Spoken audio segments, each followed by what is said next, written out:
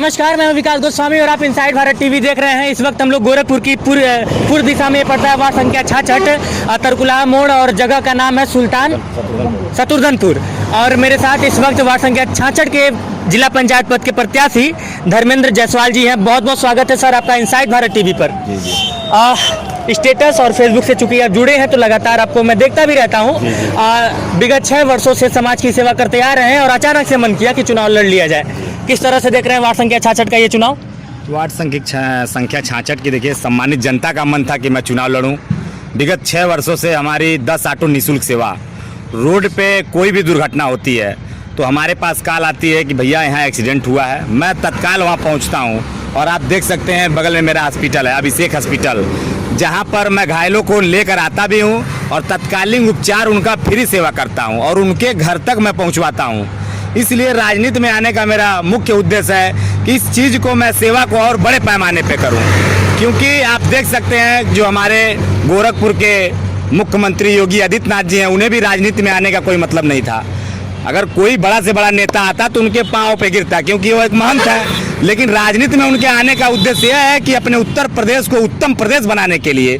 इसीलिए हमने भी सोचा वार्ड नंबर 66 के सम्मानित जनता को, जो प्रत्येक गांव को एक अच्छा बनाए, सुंदर बनाए और प्रत्येक 3 गांव को जोड़कर हम एक एम्बुलेंस सेवा दें, जो किसी के भी दुख में हम काम आ सकें। सुख में तो कोई भी खड़ा रहता है, लेकिन दुख में खड़ा होने का कार्य हम करने के लिए वार्ड नंबर 66 से चुनाव लड़ रहे हैं।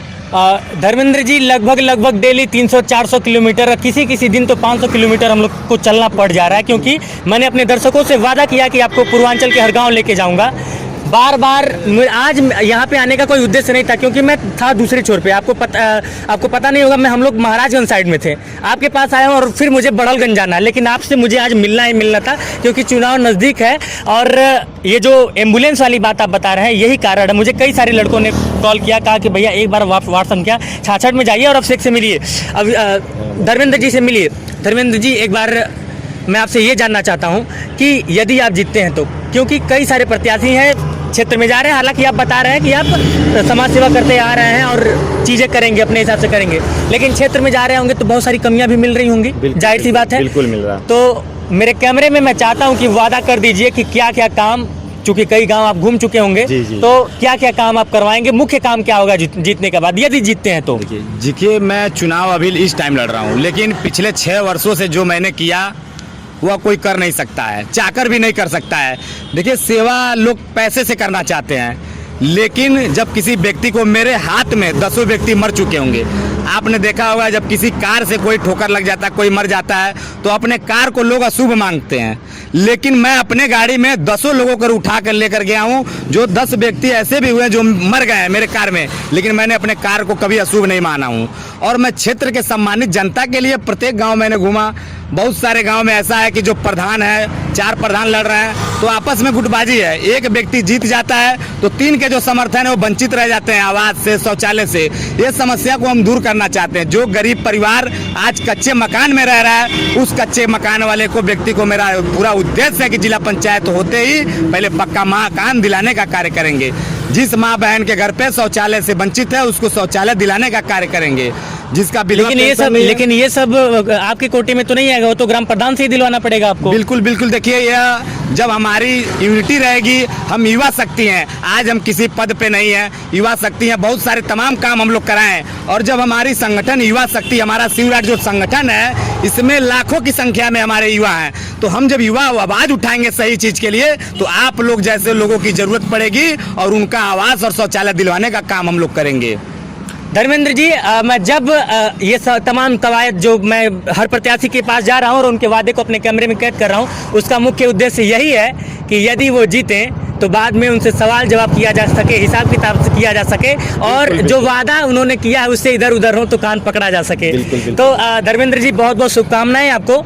आप वार्ड संख्या 66 से लड़ रहे हैं, आपको भी शुभकामनाएं, और साथ साथ में वो तमाम प्रत्याशी जो चुनाव लड़ रहे हैं उनको भी शुभकामनाएं। मैं चाहता हूं कि जाते जाते यदि आप वार्ड संख्या 66 की जनता से कुछ कहना चाहते हो।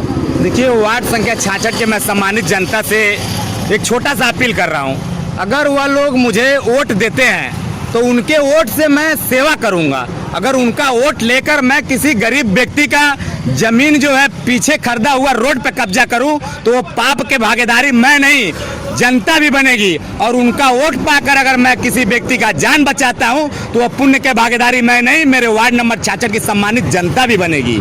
इसलिए मैं अपने वार्ड नंबर सम्मानित जनता से कहना चाहता हूं, आप लोगों का एक एक वोट लेके जो भी रोड पर दुर्घटना होती है, इन दुर्घटना को एक एक व्यक्ति का जान बचाने का कार्य करूंगा। और ये जान बचाने के भागीदारी बहुत सारे लोग हिस्सा लेना चाहते हैं। मैं ये चाहता हूं ये वार्ड नंबर 66 की केतली चुनाव चिन्ह पर मोहर लगाकर ये अपना भागीदारी लोग दें कि समाज में एक संदेश जाए और इसमें भागीदारी बने, जो मैं सेवा और तेजी से कर सकूं, मेरे अंदर और ऊर्जा है, मनोबला मेरा बढ़े। और देखिए बहुत सारा दिन ऐसा भी होता है, कॉल आता है क्षेत्र से, भैया एक्सीडेंट हुआ है, हमको 5-10 मिनट लेट होता है, तो फिर दोबारा कॉल आता है, अरे भैया आइबा कि ना आइबा, यहाँ खून बहता। मतलब देखिए जनता ऐसे बोलती है जैसे हमको सरकार द्वारा नियुक्ति मिला है, लेकिन हमें कहीं बुरा नहीं लगता है, हमें खुशी होती है कि लोग मुझे कम से कम बुलाते तो हैं इस काम के लिए जो मैं काम करता हूँ। कई सारे लोगों ने फेसबुक पे व्हाट्सएप पे कमेंट करते हैं, भैया जितना एक्सीडेंट होता है सिर्फ आप ही क्यों पहुँच जाते हो। हमने उनसे सवाल किया, भैया पुलिस का काम है चोर पकड़ना, क्यों पुलिस चोर पकड़ लेती है, आप नहीं पकड़ते हैं। तो देखिए जिसका जो काम है वह निश्चित रूप से कार्य करेगा, हर व्यक्ति का। हमारा काम है लोगों को, घायलों को पहुंचाना, इलाज कराना, तो हम निश्चित तौर पे वहाँ पहुंचेंगे। बिल्कुल बिल्कुल। वैसे धर्मेंद्र जी, एक बहुत तीखा सवाल भी मैं आपसे करना चाहता था, लेकिन आपने इतना कुछ बोल दिया तो वो सवाल, लेकिन फिर भी मैं पूछ ही लेता हूँ, क्योंकि अमूमन मैं हर प्रत्याशी से वो सवाल पूछता हूँ। हमारे घर में बड़े बुजुर्ग कहते हैं कि बेटा अगर पैसा कमाना हो तो नौकरी कर लो, और थोड़ा ज़्यादा कमाना हो तो सरकारी नौकरी कर लो, कोई बड़ी नौकरी कर लो, और बहुत ज़्यादा कमाना हो तो राजनीति में आ जाओ। धर्मेंद्र जायसवाल भी बहुत ज़्यादा पैसा कमाना चाहते हैं। बिल्कुल, इसका देखिए मैं उदाहरण एक दे देता हूँ। मेरी 10 ऑटो है, 10 ऑटो का मतलब एक ऑटो 400 रुपया प्रतिदिन का देता है, 10 का मतलब 4000 डेली का हुआ, महीने का 1,20,000 रुपया हुआ। और मैं ऑटो वालों से क्या किया हूँ, क्यों हुआ, मैंने तो लिखवा दिया बड़ी बड़ी हेडिंग में, सड़क दुर्घटना में निःशुल्क सेवा, अस्पताल ले जाने हेतु। तो देखिए मैं ऑटो वालों को क्या उपलब्ध सेवा देता हूं, अगर कहीं 500 मीटर या 1 किलोमीटर या थोड़े दूर पे अगर वह किसी भी एक्सीडेंट घायल व्यक्ति को अस्पताल ले जाकर पहुंचा देता है तो वह दिन भर का पैसा नहीं देगा। यानी अगर मेरा पैसा कमाने का उद्देश्य रहता तो मैं इलाज कराता हूं किसी से, कोई माई के लाल मैं दावे के साथ कह सकता हूं, किसी भी व्यक्ति से मैंने 1 रुपया नहीं लिया। और मैं सम्मानित जनता से एक चीज और पूछना चाहता हूं, आप सारे प्रत्याशियों की कुंडली खंगार के देख लीजिए।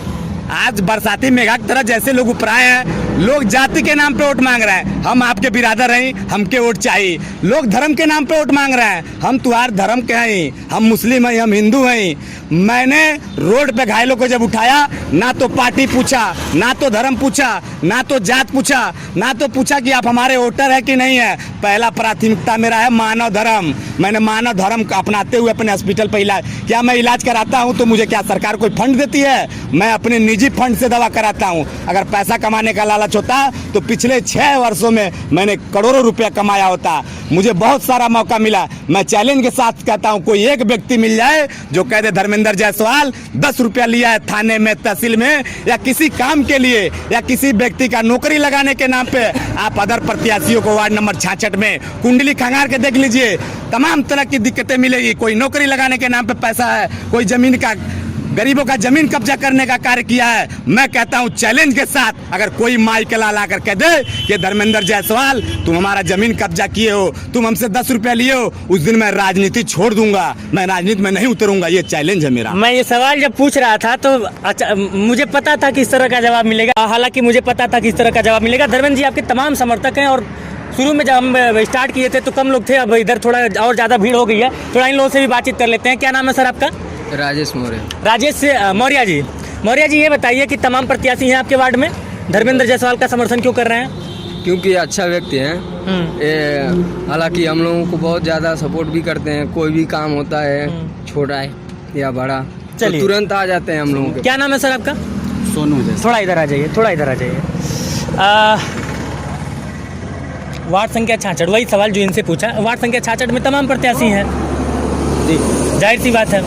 धर्मेंद्र जायसवाल ही क्यों? क्योंकि हमारे सपोर्टर हैं और अक्सर कोई भी घायल व्यक्ति होता है या कोई भी दिक्कत परेशानी होती है तो लोग इन्हीं को पूछते हैं। अच्छा, सपोर्टर है, मतलब किस चीज़ में सपोर्टर? मतलब हम लोग में सहयोग है क्योंकि हम लोग इनके ऑटो ड्राइवर हैं। हम अच्छा, लोग आप इनके, हाँ, ओके। और मैं आपको सबसे पहले तो मैं आपको बधाई दूंगा, आप बहुत ही अच्छा काम कर रहे हैं। और धर्मेंद्र जी, मैं राजनीति को हटाइए किनारे और पत्रकारिता को भी थोड़ी देर के किनारे, ये सारी चीज़ें देख के मैं दिल से आपको शुभकामनाएं देता हूँ। और मैं चाहता हूँ कि चुनाव में हार हो या जीत हो, ये जो आपकी सेवा भाव है हमेशा ऐसे ही भगवान आपको बहुत कुछ दिए हैं। और इससे बड़ी चीज़ क्या है? सबसे बड़ा चीज़ होता है दिल। आप बहुत ही नेक काम कर रहे हैं। और हालांकि इस इंटरव्यू में इस तरह की तारीफें शोभा नहीं देती, लेकिन फिर भी चुनाव से इतर, इन तमाम चीज़ों से इतर बहुत बहुत शुभकामनाएं। आप बहुत ही अच्छा काम कर रहे हैं और इसके लिए बहुत बहुत बधाई आपको। और आपको भी उसके साथ बधाई कि आप कंधे से कंधा मिलाकर धर्मेंद्र जायसवाल जी का के इस मुहिम में आप लोग आगे बढ़ रहे हैं। चलिए, अब बता दीजिए धर्मेंद्र जायसवाल का सबसे, इसके अलावा